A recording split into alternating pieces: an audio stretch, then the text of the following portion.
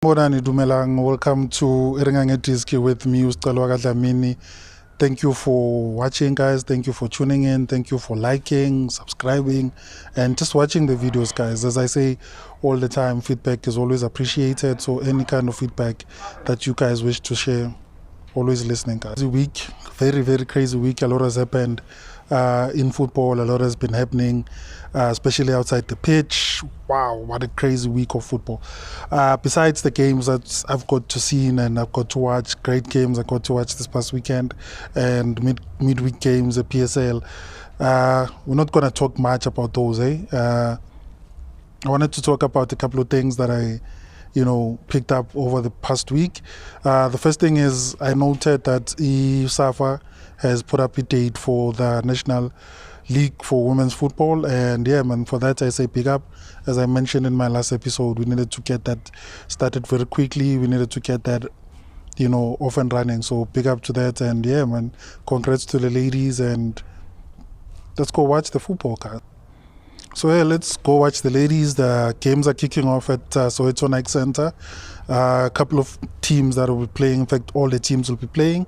So for those who don't know, the league is a 12-team league, and yeah, it just consists of a lot of ladies teams that have been around for a while. I'm gonna just give you guys some names if you don't know them. There's the Bloemfontein Celtics teams, the ladies team. I think everyone knows that. The Sundowns ladies team, and that's also a well-known team. There's a couple of universities. There's a TUT ladies. There's the UJ ladies. There's also the University of the Western Cape. There's the Durban ladies. There's Tsunami Queens. There's Coal Seat Wizards. There's Golden ladies. I think it's Standard Bed ladies as well. There's First Touch ladies and Richmond ladies. One thing I can tell you guys is don't Google some of those names. Google is not friendly when it comes to some of these names. I tried looking for more information, but Google was not friendly, guys. Trust me, don't Google some of those names. So as I said, some of not some of the games, but all the games will be kicking off this weekend. They'll be kicking off at the Nike Center at, I think the first game is at 10. The first game would be the Bloom Celtic ladies versus University of the Western Cape. The next game would be Durban ladies versus Tsunami Queens. Then there would be Coal City versus University of Joburg, I think it's UJ, and then the Golden ladies versus the Thunderbird ladies, First Touch ladies versus TUT, and Sundowns versus Richmond. So those would be your games for Saturday and Sunday, guys. So whoever is around, go watch the ladies, go enjoy some of the best football you'll see. So this is a national league, guys. So this is pro football for the ladies. So yeah, man, hope to see it in the newspapers, hope to see it in the sports reviews shows on TV, and yeah, I'll keep an eye on it, Nami, and I'll update you on a couple of things that I pick up, and some of the games if I'm around or they're playing Soweto like this coming weekend, probably go watch and yeah, man, pick up a few things that relate to women football. But other than that, big up to SAFA, big up to everyone who's sponsoring this league, and yeah, it's a great thing that it's kicking off, and hopefully we'll see great things going forward. So I guess the biggest story is the Pirates story. The coach of Pirates resigned, Micho. He resigned on Friday, just before they played Highlands Park, immediately after they played and lost to the Supersport, and you'll remember, Guti, there was another coach at Pirates who got beaten by Supersport. Beaten is an understatement, but yeah, man, he resigned. He resigned live on TV. You guys remember? Etrukal resigned live on TV after that 6-1 drubbing by Supersport United. And then now we have Micho after they lost to Supersport 3-1, 3-0 to Supersport.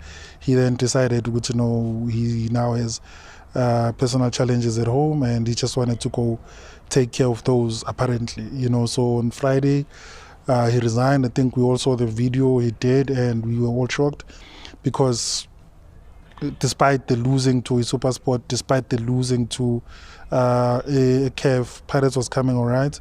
I think this being the third season, Gamicho, we're looking at great things for Pirates this season. But yeah, man, he resigned. But what was strange about this whole thing is that he resigns stating that he has personal issues, right? And I guess in saying that he gets granted the resignation, and Pirates doesn't contest, nor do they, want to do anything. They just say, yeah, man, you have personal issues, take care, go do what you do. And then we get stories immediately after that he took a job as Zamalek, and the Zamalek board and president was already confirming that. But Micho denied that. He said he did not get an offer, or he did not sign any offer for his Zamalek. And then I was reading, following some journalist online on Twitter, and was showing a picture of his mother, which is then the personal issue that he had to resign for. His mother was in hospital, was showing a picture of Umamake lying there in a hospital bed. I guess from then on, everyone understood that Micho had to leave and take care of his family, right? And one's going to ask questions. But then we find the story, would see, no, man, basically, particularly the story of, but then immediately after that, or during that, when the same rumor as Zamalek, then came out the story, say sexual offense. He was accused of sexually harassing or, indecent exposure to a lady that worked at the hotel where Pirates is camping, or uses to camp before games. And again, he denied that.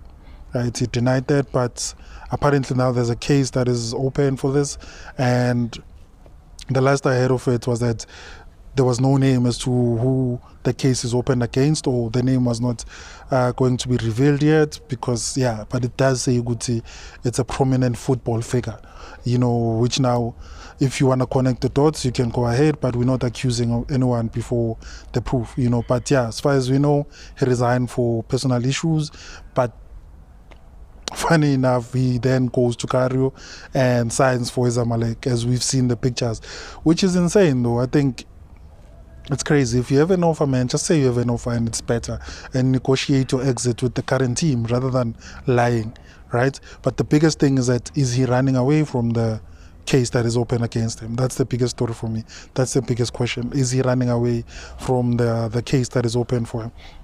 But man, after his resignation, RHULANI took over. Man, I'm happy for RHULANI. RHULANI is a homeboy. We've seen RHULANI coming up. I know most of you have seen him go Boma Platinum, starting up Boma. He's been at Sundowns under 15. But some of us saw him or know him from Ekasi. He used to coach from Ekasi. And man, so big up to him. We're happy for him, even as a non-Pirates fan, I'll put it that way. I'm happy for the boy, man. I'm happy for the guy. He is now, I think, the youngest PSL coach currently in this season, or, in the recent times, the youngest PSL coach. He's sitting with Davids, who's also one of the youngest PSL coaches around. So to both of them, we wish them all the best, all the luck. And man, RHULANI, all the best to you, except for 2 games, and I think everyone knows which 2 games those are. But man, I'm sure you're gonna do a great job, and to Pirates for trusting you and giving you the platform to do to expose the talent like, and show what you can do. Big up to them as well. So, but man, we wonder what's gonna happen go Micho. It's really a fascinating story. We'll just keep it. I think even the last time I read something about it is that Pirates now are saying Guti, or people are saying that, did he lie to Pirates by saying Guti he has a personal issue, because Pirates believe that, and that's why they let him go. And Floyd Impel was saying Guti, the reason they let him go is because of what he said to them, and anything and everything else that they're reading in the paper, or him signing for Zamalek, well, they can't comment, but apparently they can also take legal action if they wanted to, but it doesn't seem like they will do that. But man, we'll keep our eyes open, we'll keep our eyes glued to this story, because it really is a crazy story, man. It really is it's that thing, it's one of those things, Ngepola, today you're the coach, tomorrow you're not, today you're the assistant coach, tomorrow you're the head coach. I guess you always have to be ready. Today's story is fresh, tomorrow it's not fresh. I think everyone has to be ready. Football is evolving way too quick, man. But man, big ups to RHULANI and all the best to you, my guy.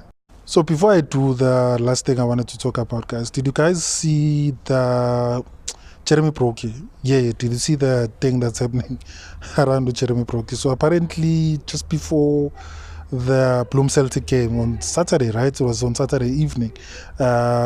Sundowns said they always do. They will tell us a list of who's playing, who's not playing, and why they're not playing. And Jeremy Brookie was on the list of the guys who are not playing, and it states Uguti is injured, right? But apparently, he then said he's not injured because a player would know if he's injured or not. So he said he's not injured. But before he wrote the tweet, so the story is that he then called the PR person, which I then guess is the admin, your Twitter, Sundowns, to say, dude, I'm not injured, or lady, I'm not injured, or, I'm not injured. Why would you say that? Please take that down and maybe change it or correct it or whatever. But that did not happen for, I think, some time. And he then decided that he's going to correct it himself and wrote a tweet. But what was fun about the whole thing was the comment, I think Uchali just is a clown. He just laughed. And when I read all of that in sequence, I just laughed as well, because it is funny, because the players that are not playing, Uchali, Manyisa, Brookie, and a couple of them are not playing. And why would they also Sundown say a player is not injured? So he is injured when he's not, But yeah, that was a funny development. But he is looking for a club apparently, and they're looking to find him offers which are not coming through, and that's why his agent was like, they shouldn't have written that. He was not happy with that statement, because it moves away or takes away some of the offers that they may have or may not have. But yeah, man, Brooke is looking to move from Sundowns, I guess because of the lack of game time. And yeah, man, it was funny just seeing the miscommunication between players and club, which is insane. The last story I wanted to talk about is this whole broadcasting story, man. You guys know that we haven't seen any games, the PSL go SABC, which is insane, because SABC is the national broadcaster, and you'd think we would have games. But yeah, man, now it's a total shutout or total blackout. So before the league started, if you guys remember, before the PSL league kicked off, I think a couple of days, even a day before the league kicked off, we read that PSL was saying, SABC was saying that they don't have rights to the games, and DSTV also came out with a statement saying they have not granted the rights to SABC to broadcast any of the games. Then the SABC also came up with their statement. What was insane for me, or what was a bit concerning, was that even PSL came out to say, well, we didn't know that SABC did not have the rights. That's not our thing, which I understand, though. It's not for them to negotiate or find out who has the rights or not, or doesn't have the rights. They sold the rights to MULTICHOICE, and MULTICHOICE has every right to sell it to whomever has the price. But so SABC hasn't had any games broadcast, and this is like now what's the third week of the league, and then 3 matches into the league, the SABC does not have any games to broadcast. What is even worse is that now they blacked it out to say you can't even say the scores on SABC platforms. So you can't mention PSL games, or, say updates or anything that relates to PSL scores and all of that.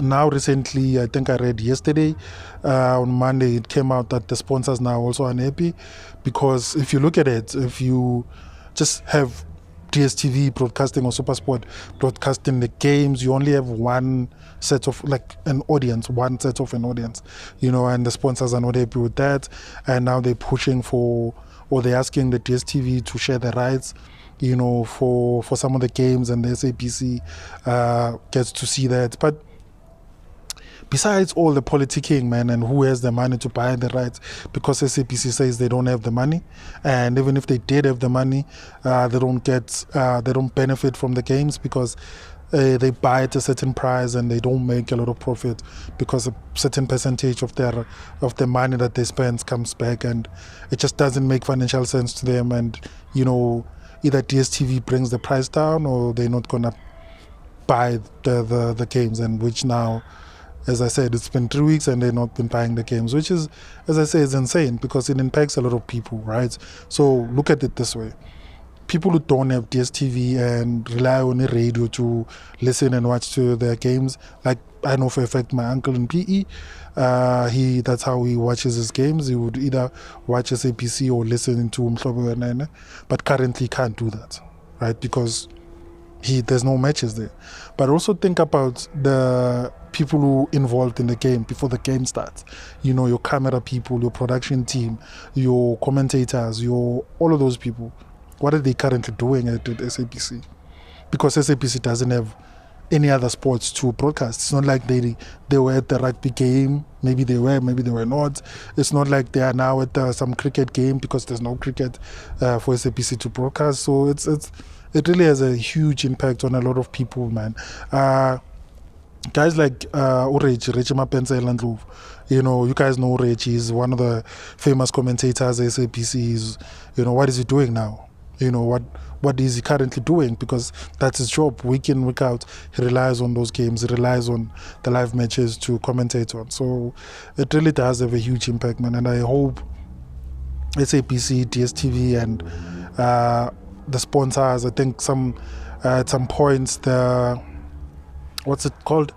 The Department also of Communication and Sports and all of that was, you know, coming in to maybe try and find a solution. So hopefully they do find a solution, and yeah, man, we get to see games on SABC, because not every game that you wanna watch is on DSTV. You guys know that, right? So yeah, we wanna watch some of the games on SABC, man. So hopefully they sort that out and we get to see the games.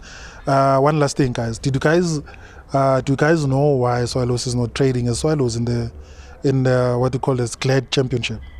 GLAD Africa Championship, sorry, right? It's crazy. Swallows cannot trade or play as Moroka Swallows or register as Moroka Swallows, because they owe a couple of players money, and those players went to FIFA. And as soon as Swallows is recognized as Swallows by the PSL and they play on the GLAD African Championship as Swallows, they would have to pay the monies that they owe. So they now have to play as Maccabi, which is crazy, because they play as Maccabi, but their fans have their flags, the bars as the Swallows bars, the Twitter handle is at Moroka Swallows, the jerseys are written Moroka Swallows. I wonder how the sponsors feel about it. But anyway, hopefully Lisufu Panyaza can sort this out, man. Mr. Panyaza, hopefully you can sort this out. We want the name Moroka Swallows, you know. We like the name Moroka Swallows, not Maccabi Haifa or Maccabi FC. You know, but yeah, I guess we all do certain things just to avoid debt and all of that. But yeah, man, thank you guys a lot for tuning in. Thank you guys for sharing, liking my videos, subscribing. We're building up, guys. And as I always say, any feedback, any kind of communication that we guys can have, let's talk, man. Leave some comments and I'll respond. And you've been watching another episode of Ringa Diski. Thank you very much, man. Cheers. Bye.